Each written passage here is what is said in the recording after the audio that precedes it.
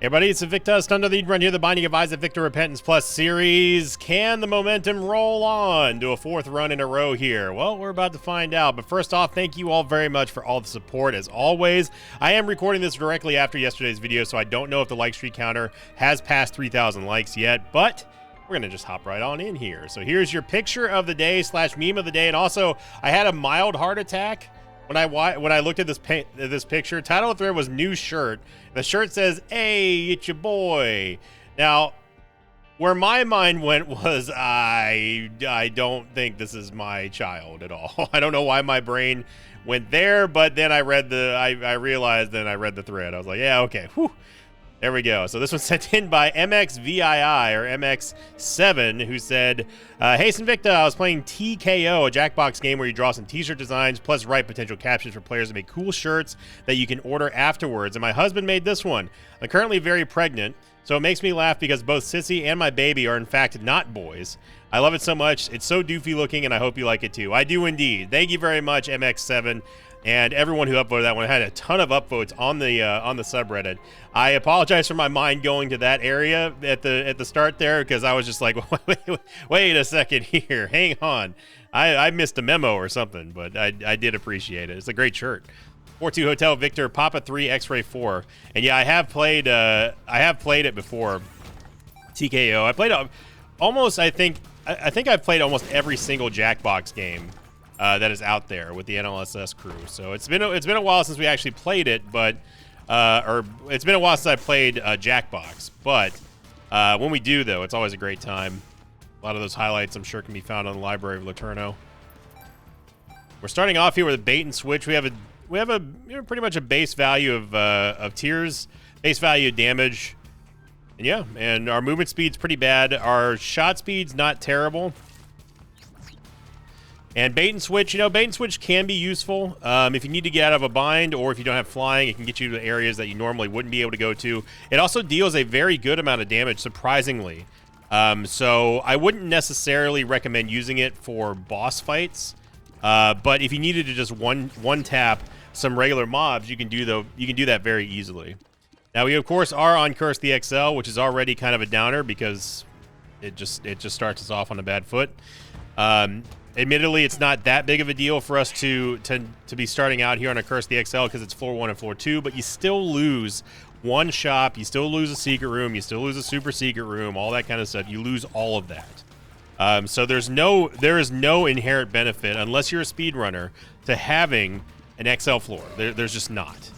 And anyone who justifies it or says, "Oh yeah, but you get," nah, in my opinion, they're ignoring all the stuff that you're missing, either willfully or maybe not willfully. I did not know that there was a nub over there. Obviously, want to get this tinted rock here. Now it is a little bit confusing seeing the not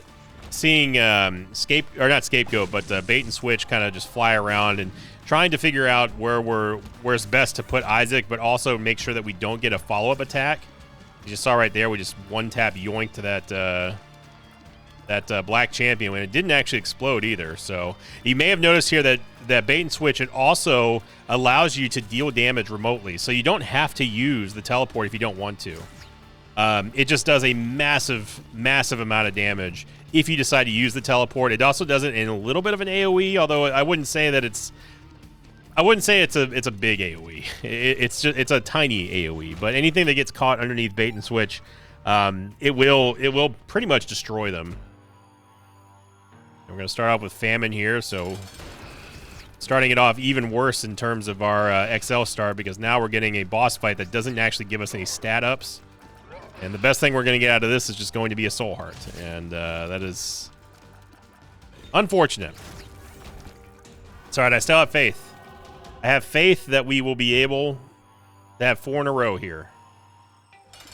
Got Limehorn. I'm just going to get rid of the fire now because I don't want to have to navigate trying to go around the fire while also using bait and switch.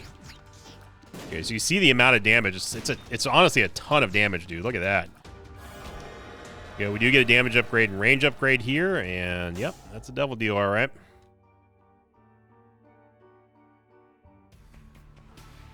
So pretty not great, gotta say. And we're still looking for the other item room here. Now you can use bait and switch to get into and out of curse rooms for free. It's a really tight window, but you can actually do it if you're fast enough. And we just got a movement speed upgrade, so this should allow us to do it. There we go. Yeah, Isaac gets a very brief invincibility frames period.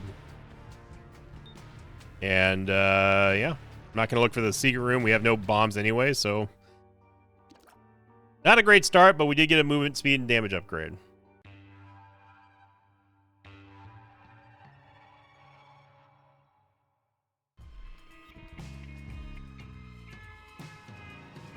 We're going to last week's question of the episode here. This one coming in from the spin-up episode. At Alt-Tab because I was moving the scene around on OBS. This one coming in from Sea-Dog, who says, question of the episode, would it be interesting if there was a blessing based instead of curses for a floor that would help Isaac, such as full mapping, full pickups, etc.? And if so, what would you like to see as a blessing? So, and then Sea-Dog also said, also love the content, and I'm excited to get for the Get Down Mr. President challenge. So that this is something that I have talked about before, the blessings and curses. I talked about it probably a year ago, I would say. And it's something that I would love to see. I think that there should be blessings in the game. If there's curses, then there needs to be balance. There has to be blessings. But obviously, the developers don't think like that. So, again, it's one of those things that I would love to see happen, but I wouldn't count on it. And it's sad, but true. You know how it is. Let's go ahead and get out of that. But yeah, so blessings of the I don't know, like blessing of the elder or something that would show you as if a previous Isaac had explored this area already. Blessing of strength, so where Isaac would get double damage just for that floor. Blessing of speed, blessing of good luck, or blessing of fortune, where we're going to have an increased amount of higher quality items appear for a floor. All of that stuff is stuff that I would like to see in the game. Is it going to be things that we're going to see in the game? Absolutely not. That's going to be one of those. That's going to be one of those things where they will just simply say, just mod it into the game. So we will never see anything like that in an official capacity, and I am confident in saying that and saying never for that. Which makes me sound like a pessimist, which I'm really not. It's just I'm just being real.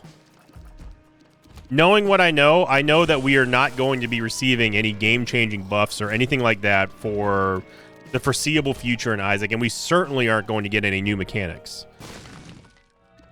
When Ed said that we aren't going to get any updates anymore for Isaac, maybe he didn't mean any balancing updates, but maybe he meant as if like this is it. There's no more expansions, there's no more planned content or anything like that.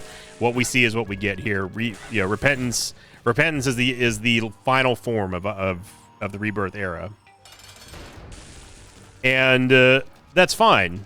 That's cool. It's not a perfect game. I don't think anyone will say it's a perfect game. It's just I wish that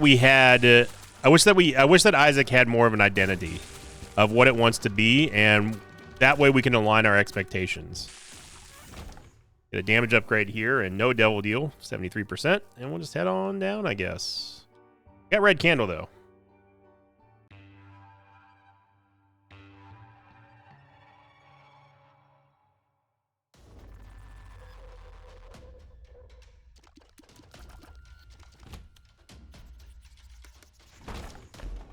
I would love to see and theorize. It's fun to theorize. It doesn't cost anything to theorize. It doesn't require any programming or anything like that.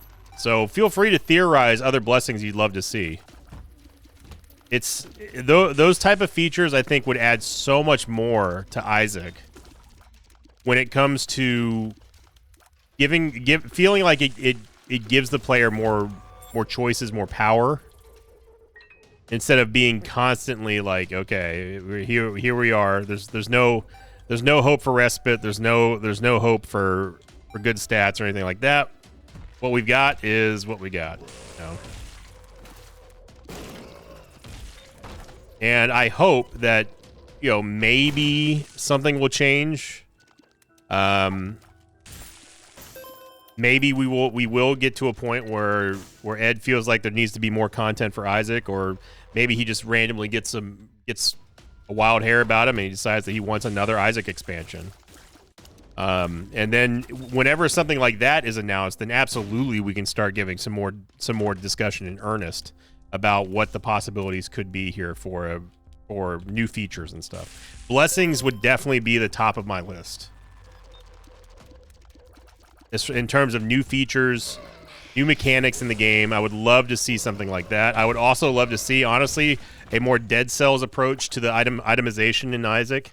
I think that every item room should have multiple choices instead of just giving you whatever the game feels like giving you, and then, you know, if you don't like it, well then TT. If you don't know what TT stands for, then don't worry about it.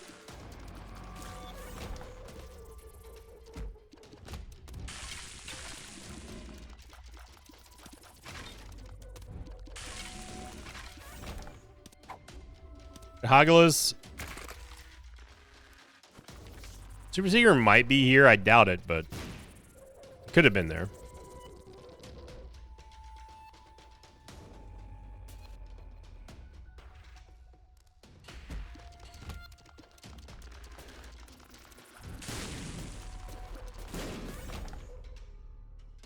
I'm not.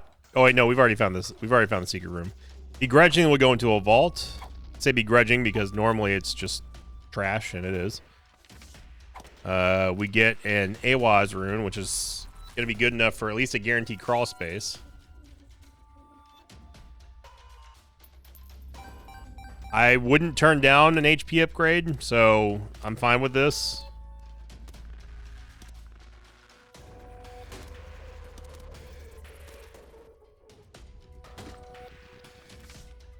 I'll take the compass too, of course. Of course. Who do you think you're talking to? By all means, compass. Right this way.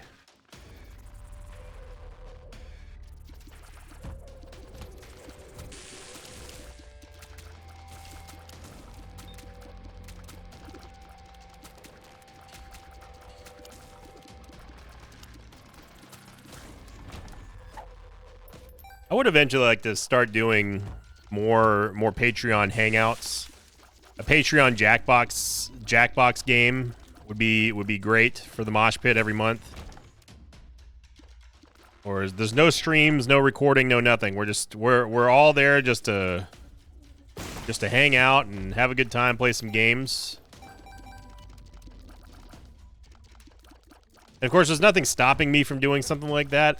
My problem, honestly, the reason why I don't do stuff like that is because I don't know what my schedule is going to be like, and I don't want to create false expectations for people. I don't want to be one of those creators that just makes a Patreon, promises a bunch of stuff, and then just doesn't deliver on it. And I will never be someone like that. If I think that I would falter in the commitment, if I think that I don't know for sure that I would be able to uphold my end of the bargain, like a monthly game or something like that, I'm just simply not going to do it. I would much rather do that than set a bunch of stuff up and then not do it, and then not perform, and then people feel like they've been gypped. Especially when we're talking about hard-earned money. Support some random dude on the internet. We get Guppy's tail, but I'm not sure if I'm going to take it or not. We have no keys and a Krampus fight.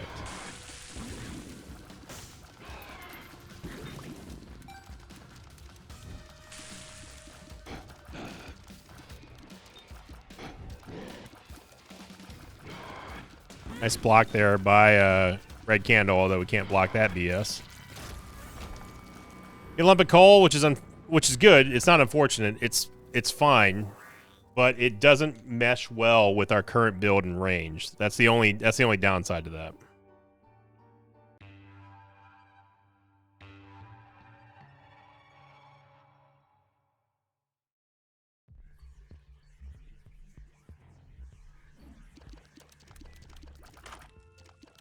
We're gonna get an immediate Bookworm transformation here, which is good. But now, with me taking Guppy's Tail, we now no longer have the benefit of keys.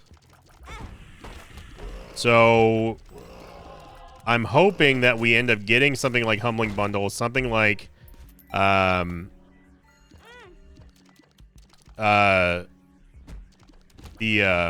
Contract from Below. Anything that can help us get more pickups and keys, particularly. Because Guppy's Tail does turn into a very powerful item if you have the keys. Getting a chest every single room clear, essentially, is potentially tons of more items if they're golden chests. I don't know how we got hit there, game. That was a pretty generous hitbox here. That Monstro, I'm not sure about that one. The Hierophant card, so the game apologizes. Apology accepted. I mean, we got close, but I didn't think that we were going to make contact close. So we get all these chests now, but we have no keys to be able to open them with. Or we could get something like the Master of Lockpicking. That's always going to be an option for us. In a bind, I guess we could also get, potentially anyway, we could get the Broken Lock to allow us to open up chests with bombs instead of keys.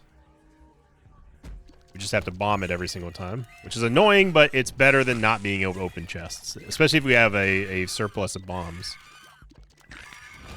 Which would be a great song title, by the way.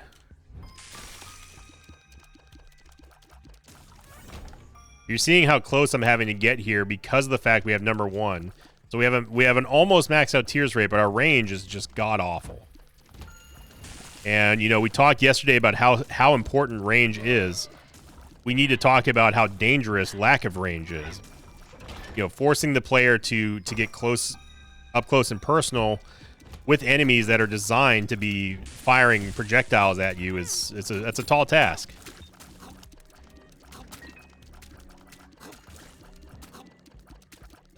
Fanny Pack was kind enough to drop us a key here. At the expense of one of our soul hearts. A red candle we cannot use against Claudies because it will just set them on fire and then they just go insane. One of the only downsides is that it does sometimes buff enemies. No keys, of course. The only thing we're really looking for, I am going to take the eraser and see if we can get a high priority target to be eradicated from this run. Dips are not too bad. They are a little bit more bad with us having such few range or little range, but not use the eraser on.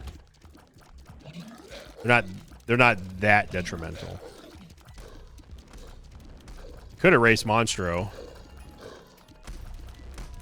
If I time the damage correctly with the eraser, I could theoretically erase Monstro.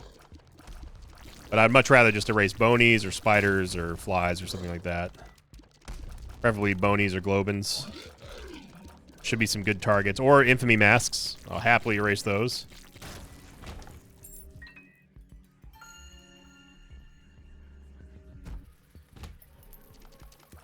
Bomb flies are not it.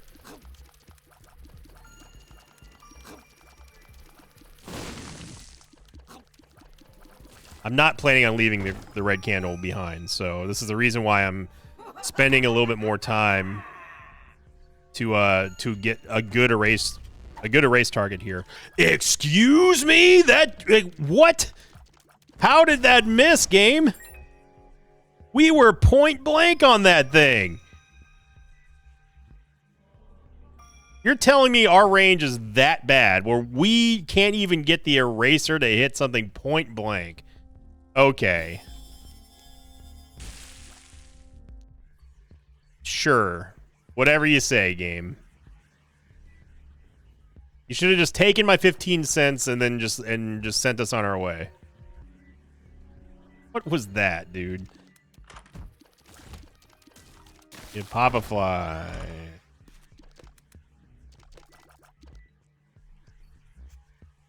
We used all that time to go find a high priority target. I'm fine with erasing Mom Hands, and then the range is just like, yeah. I don't understand how that missed. I really don't. I mean, this is our range right here. We were much closer than that to that hand. But it's just like arguing with an umpire in baseball. They always think they're right, and there's nothing you can do about it. I'll look forward to the day that we can replace umpires with robots.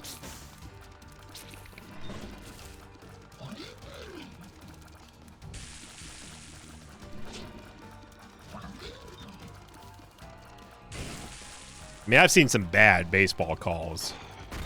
Bad baseball calls, and definitely baseball calls that were absolutely influenced by gambling. I mean, everyone knows who Angel Martinez is. I'm going to use the Joker card now. And we get Glyph of Balance or Immaculate Heart, which is going to give us more damage.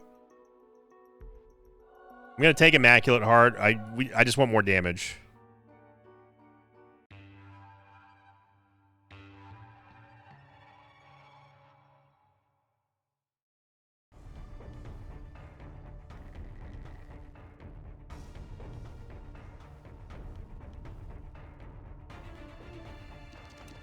So we have a very... I would say it's a very 50-50 chance of getting a boss rush right now. Immaculate Heart does kind of help our range in a weird way because of the way that the tiers kind of rotate and extend away from Isaac's body. They can definitely hit a lot further than... They can definitely hit a lot further than we can aim our tiers for now. Yes, that was a pre-firing spike. Yeah.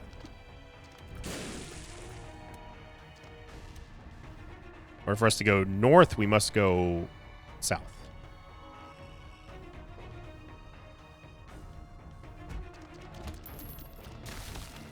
No, we don't have time for this.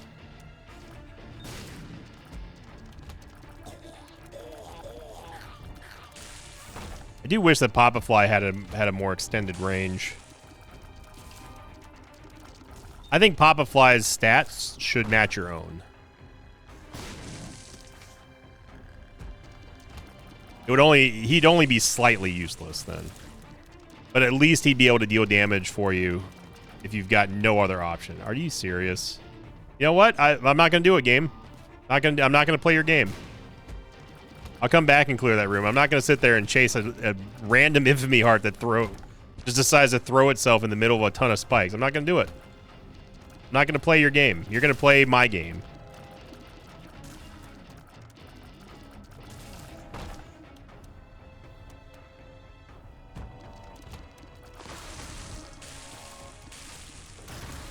Red Candle doing work for us. We don't have a lot of time here to clear Mom and also get the Devil Deal if we get one.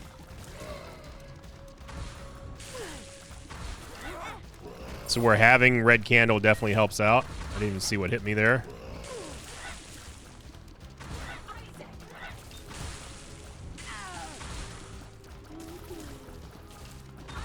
There we go. I'm going to take the puller. We got an Angel Deal.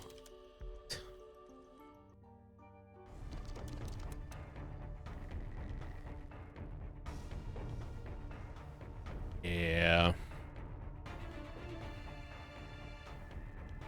Yeah, it's just not good, man.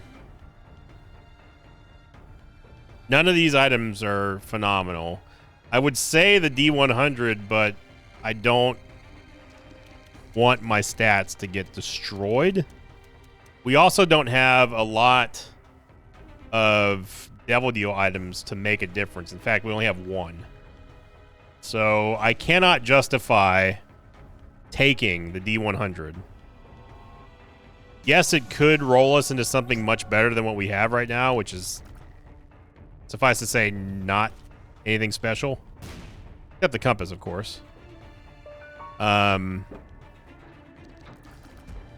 I don't trust this run's survivability without having Red Candle. And I'm not going to re-roll the D100 one time.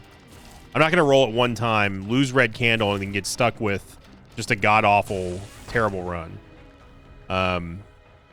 So, in that respect, I don't think that the D100 is great here.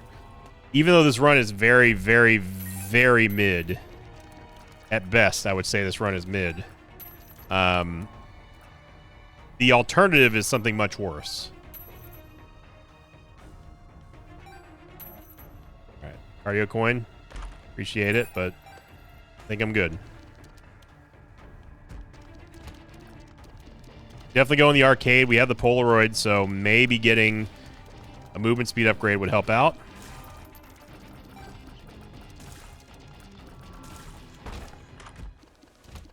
As this rags, at least will give us an HP or a res in case of something ridiculous happens. Store key saves us a key, but this is the last store of the run, and we have a golden key, so I don't really care about it. I don't know how that candle shot missed everything. Heavy belt's gonna give us a range upgrade. No keys again. Wow, that was 10 cents and a rules card. That's all of our money, and that's it for the depths. Let's go. I will go check to see what's in the arcade. Maybe. Oh no, you know what? We can't. We have no money. We got no money. Got to go back and get cardio coin.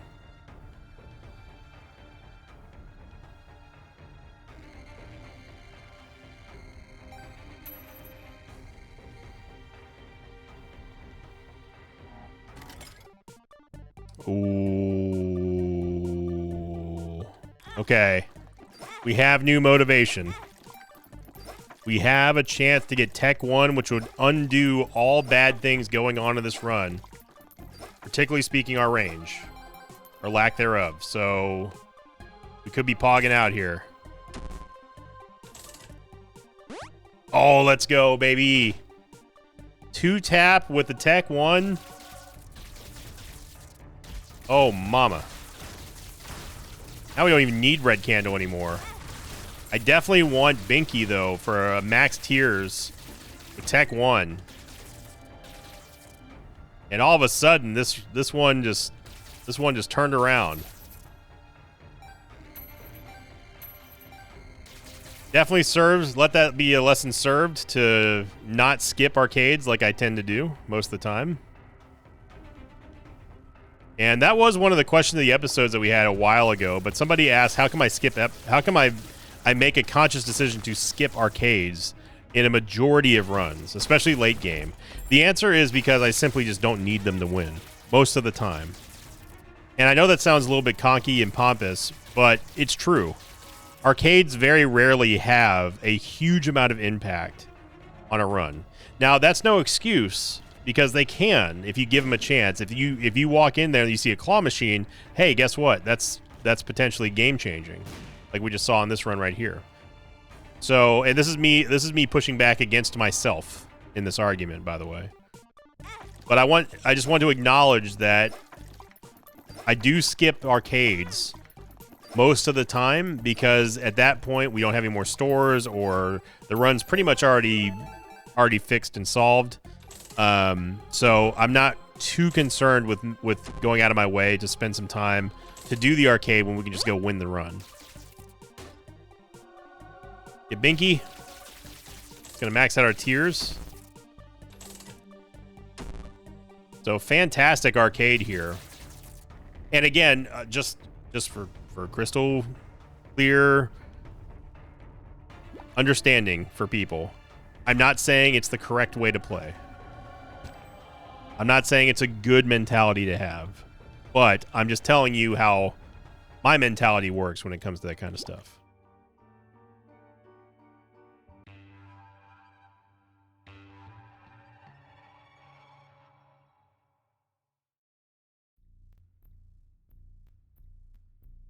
It's very much, these videos serve as very much of a reminder of, I don't encourage people to play like me. I encourage people to find your own style.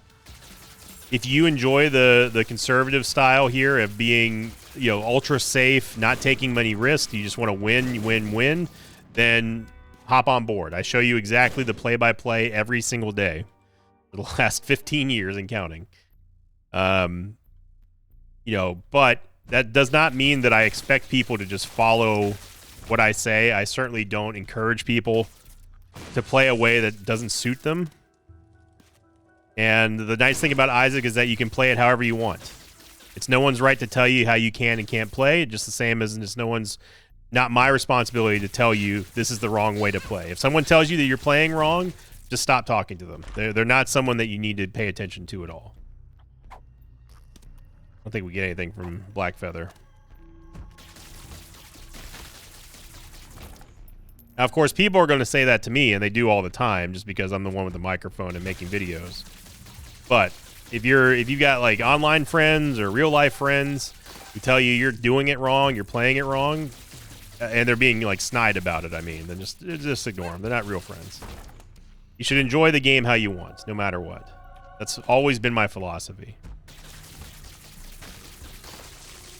And it's the truly good games out there that will allow players to develop their own style of play and still end up coming up with the same conclusion to the run, the story, the whatever. And Isaac allows so many ways of playing it that it's great that we can play a game where we have such a diversified style and philosophy between players. Just don't disparage other players for not playing the way that you like. That's the only thing that I've ever asked. And no one listens to me on that, but I like to think that some people do like the sort of Sinvicta style. It's certainly the one that I found works best for me. I think it's pretty logical. Get a range upgrade here. A little too late for that, but I appreciate the effort.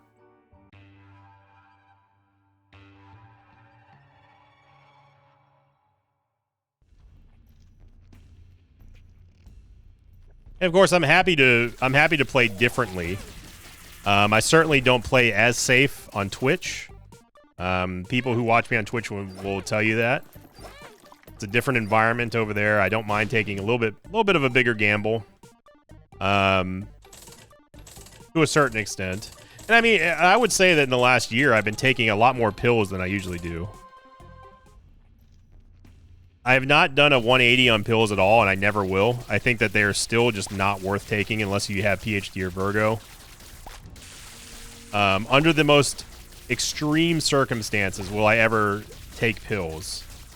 I'm talking we have less than a full heart of HP, and we need to get a full heal or something like that. That's the extent of my desperation for pills. But there's also exceptions too. There have been times where I just straight up just decide to just take a pill. Sometimes I get a wild hair about, and I'm just like, you know what? Let's just see. Let's just rip it one time. Maybe pills have calmed down, and then they usually don't. But sometimes they do. You're allowed to reevaluate your stance on anything in Isaac, or really anything in general, just life in general. I think the smart people, the intelligent people of the world, actually, I do think that they reevaluate their stances on many different things. And I think that's what a normal person who's willing to reconsider things would do. You don't want to be closed-minded.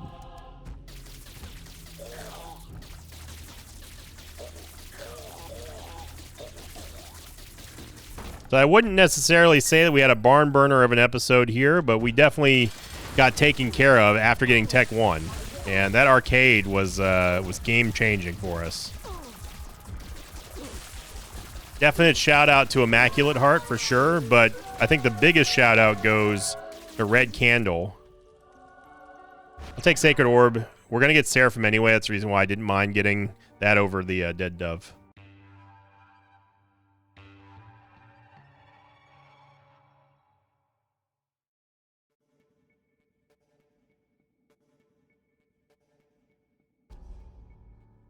So we get the flying transformation here. which is nice. One of the nice features about Seraphim. It also does give you an HP upgrade, which can sometimes be unwanted. Thankfully, it only gives you an empty heart container, not a full heart in there. If it does the Seraphim Transformation give you an HP upgrade now? Now I'm starting to second guess myself. Need to go back and look at the footage. Look at the tape. Took a risk there. Definitely need keys. Now, one synergy that I did not mention that I probably should have taken more than a second to think about is IV bag and fanny pack. In a run where we need keys, that could have been a absolute gold mine for pickups. So, because I'm still using Red Candle, but I'm using it less so, and keys are going to be more important, especially now that we have Sacred Orb. We want to try to get as many items as possible. So I still probably would have ended up taking Red Candle anyway.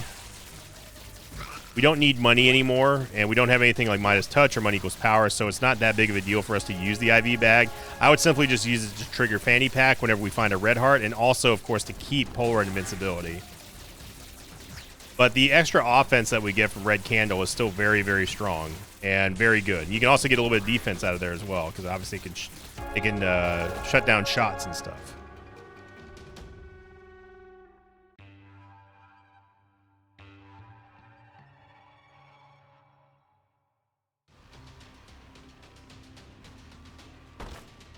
All right, let's see if Sacred Orb can hook us up here. We get Capricorn. I guess I'll take Fat Odd Mushroom, even though it gives us some movement speed down.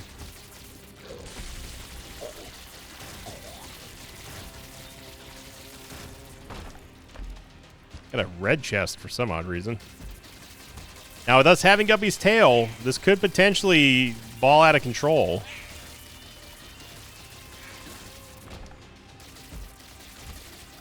But we gotta get keys, though, is the thing. Unless, of course, it gives us, you know, the random steel chest, which is even better. Get a moon card.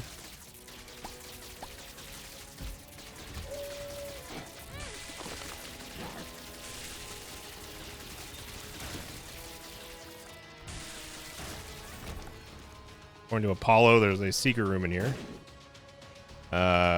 Where? I don't know, though. I guess here? Wow, that is an odd spot for it. Now, I know I could have just used the moon card, but I was determined to find out where it was.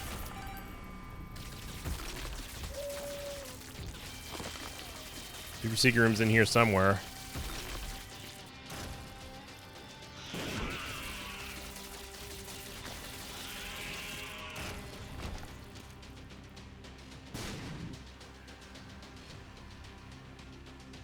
Right here? Again, another very odd spot for the secret room. Super secret room, that is. Little chest. Little chest is not bad. Sometimes drops a pickup. Most of the time doesn't. I want to go back and see what that last chest was here, just for S's and G's. Well, I didn't have to go through here, but... And I gotta say, I'm really happy that I ended up taking... Oh, wow, that's so good. I'm really happy I took Immaculate Heart. I knew that I was gonna do that. Immaculate Heart just serves a big damage up for us. That swinging shot that comes out is also not bad. Again, you saw me kind of use it here with just try to extend our range a little bit. And get Holy Light. There we go.